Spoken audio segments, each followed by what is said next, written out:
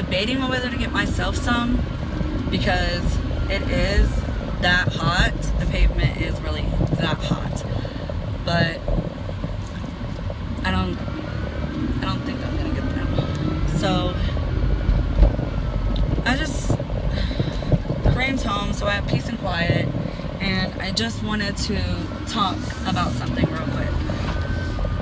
I don't know if I've told y'all or not that I have this like almost borderline short-term memory thing, and I've looked into it because I lost once $140, and I didn't know where it was. I don't know if I spent it.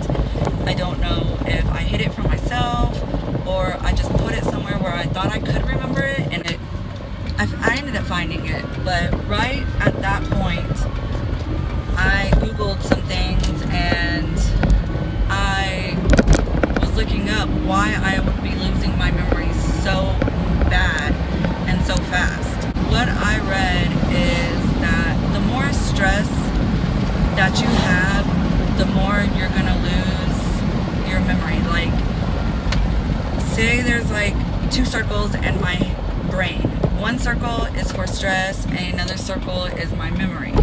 Well, the bigger my stress circle gets, the smaller my memory circle gets. And I cried and I cried and I cried, and I'm like, oh my goodness, I'm not going to be able to remember anything that is going to happen in my kid's life. Like, am I going to remember all these milestones that they have done and everything?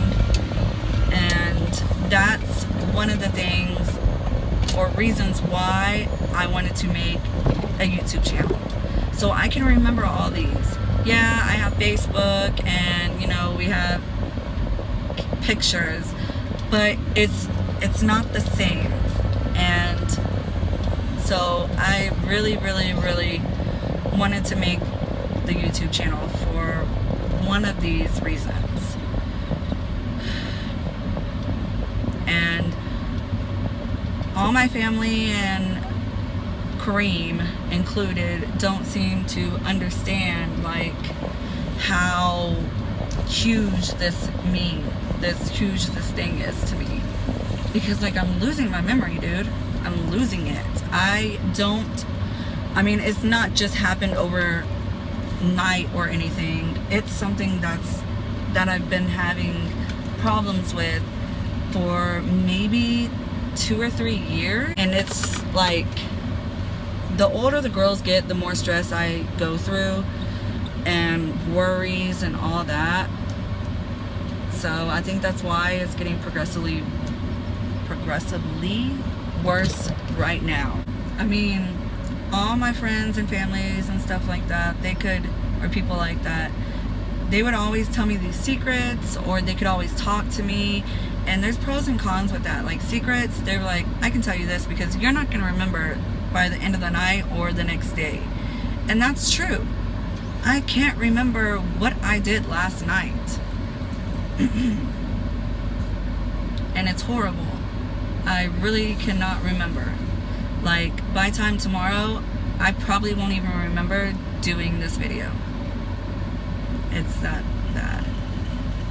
And then, like, the cons are, if they tell me, my family and friends tell me things, and you know, I need to remember them, like dates and things that they are really going through, and it's hard for them. And then when they bring, something happens with that sort, here goes the memory thing.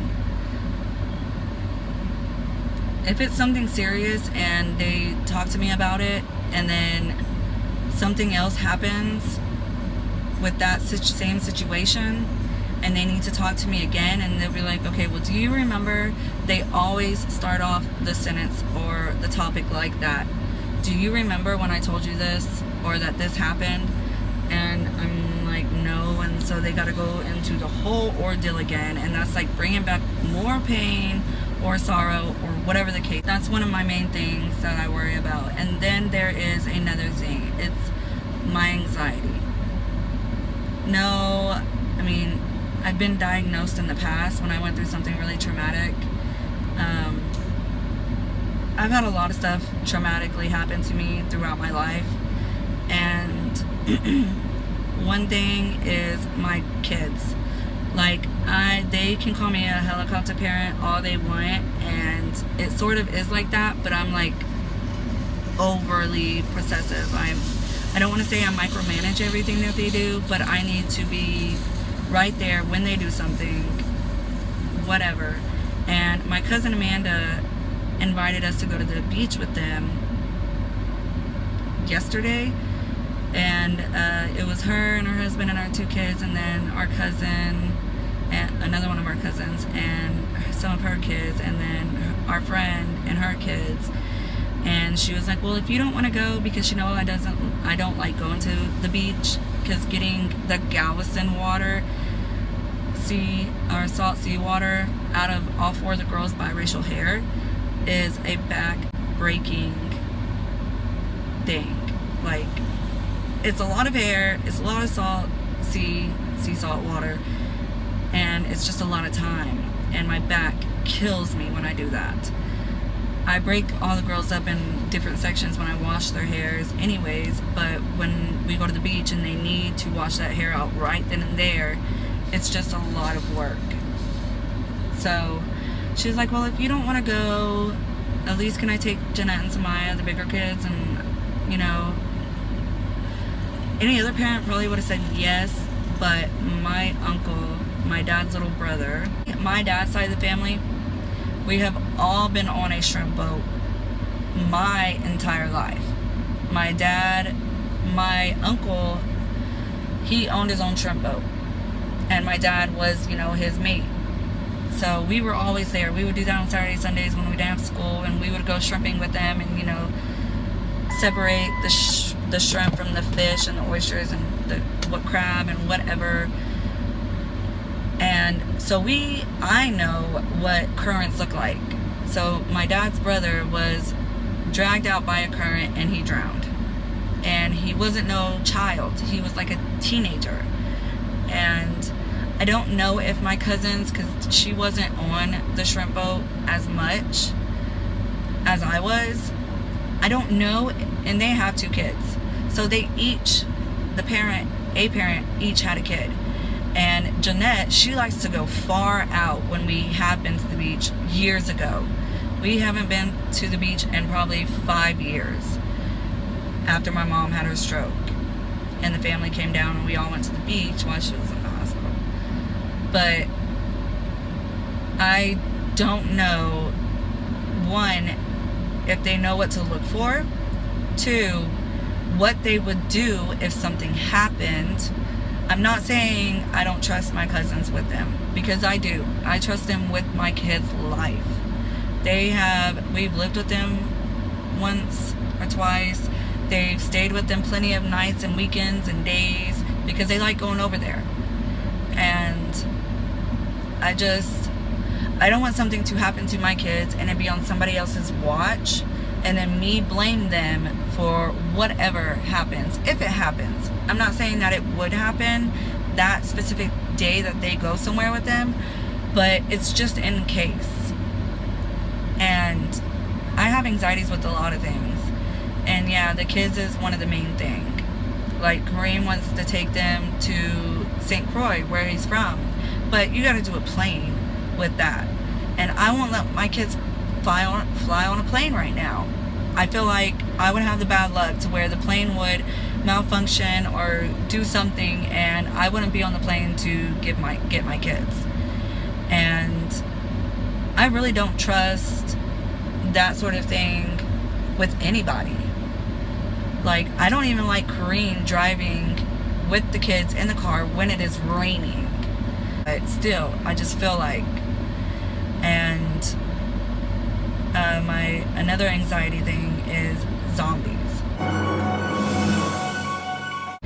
I know it might sound pretty dumb to most people, but like, I have this sort of on-off obsession with them. Like, I think there's movies about zombies for reasons. Like, people are trying to prepare you in case the apocalypse happens. And I don't think that, no, zombies are not going to rise out of the grave and do this. I think it will be a man-made virus. And it sounds dumb, but I mean, that's why we have the CDC and whatever. I think people are going to try to make a cure for something, just like in Resident Evil. It's going to be something like that. And, you know, I tell my kids that zombies are fake, that they're never going to happen. But back in my mind, I think it will. It may not be when I'm alive. It may not be when my children are alive, but still down the line, our family is going to have some sort of our bloodline in this world when the zombie apocalypse happens. I mean, I'm not scared of who can break into my house. I'm not scared of like paranormal activity. I am scared of zombies getting into my house. I have all these different routes and plans that I'm gonna make if it happens and I'm alive. They had changed since I had Cuba and Tizani, which was 6 years ago. But when in the morning, when I wake up and I go inside the garage and I have my coffee and I watch my shows, because I wake up earlier than the kids just to get time by myself without the screaming, the fighting, and the asking, and the mom, and the mom, and the mom. And before I open my garage, I turn my phone on to our Xfinity Home app, and we have cameras. We have cameras outside and we have cameras inside the house. So I look on the outside camera to make sure that there's no zombie apocalypse happening before I open my garage. I know, it sounds weird. It sounds like crazy talk. Like I should be put in a mental institution for these thoughts. But that's just how terrified I am. Like, yes, I can watch The Walking Dead, Fear the Walking Dead, and all these zombie movies and shows all day long. And The Walking Dead and Fear of the Walking Dead, they did a very good job at the makeup. And if it was to happen, I think that it would be 1,000% more scary of the way that they're looking. Like the zombie. They're gonna look terrifying. And I don't know. Most movies, when it starts out, like Dawn of the Dead, it starts out in a suburban neighborhood, and that's what I live in, a suburban neighborhood. So I feel like now that I live there, it's more bound to happen there. And it just scares me that I don't know, and it scares me that the government would try to hide it if it did start to happen. And my brother, which you'll probably meet soon because he's supposed to be coming home. I don't know when. I told him to surprise me. He used to be the same way as I am. But since he joined the Army 3 years ago, 4 years ago almost, he doesn't think that it's going to happen as much as he did in the back in the day, which kind of gives me hope, because they would be the first to know it, because they're going to be the first ones out there in the front line killing these zombies. I know I sound insane. I look insane. I'm in my car talking to my phone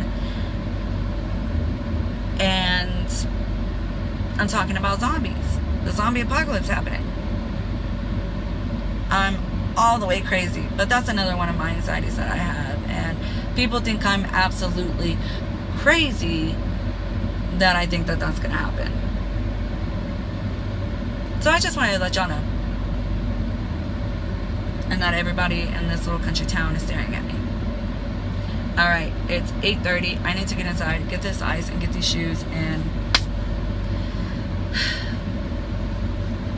get home. And Kareem won't let me transfer any money to my card to put gas in because I am on a quarter of a tank. He tells me to wait and wait till he's ready to go to the gas station. I don't know what the difference is between transferring the money onto the card or giving me cash. He just wants to be in control over it. This man loves to micromanage everything that I do.